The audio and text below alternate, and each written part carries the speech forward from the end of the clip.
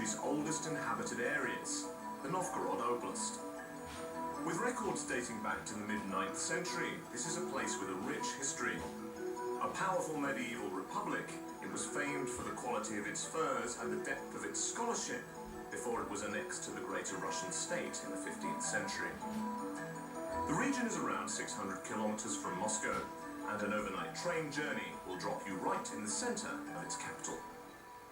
I've arrived in the famous old city of Great Novgorod, but I'm not actually going to stay here because I've heard that this region is supposed to be one of the most beautiful in Russia, and so that's where I'm headed.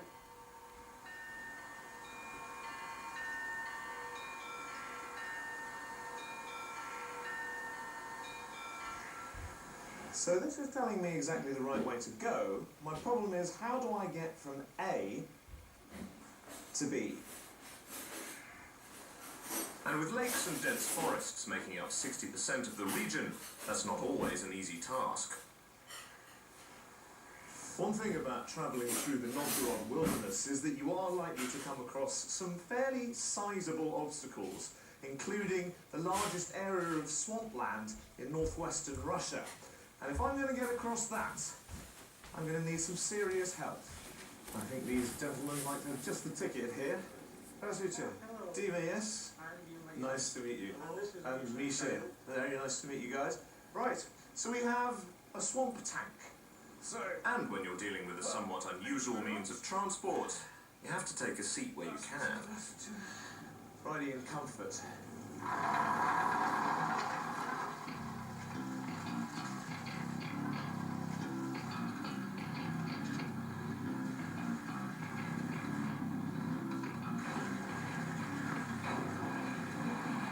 It might get a little cold and muddy up here, but there were some great views and good company. And the breeze certainly keeps the mosquitoes off. We ploughed forward, and it wasn't long before we were deep in the swamp. We were heading for some tall spires in the distance, and our tank was taking the direct approach.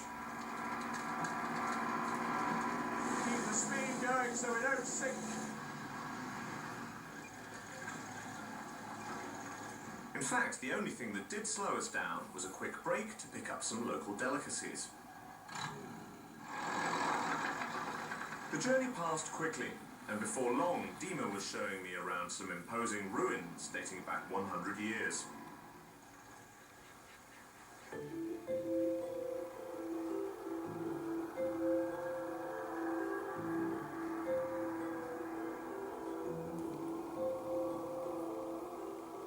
So you've picked a pretty interesting place for a weekend break here. Yeah, indeed.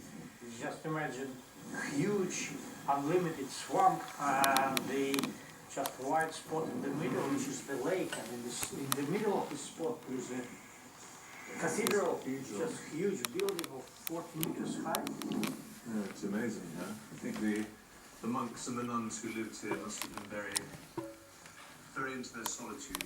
Yeah, they really believed. Right, Let's go. up to the heavens. The monastery may have been abandoned for the best part of a century, but finally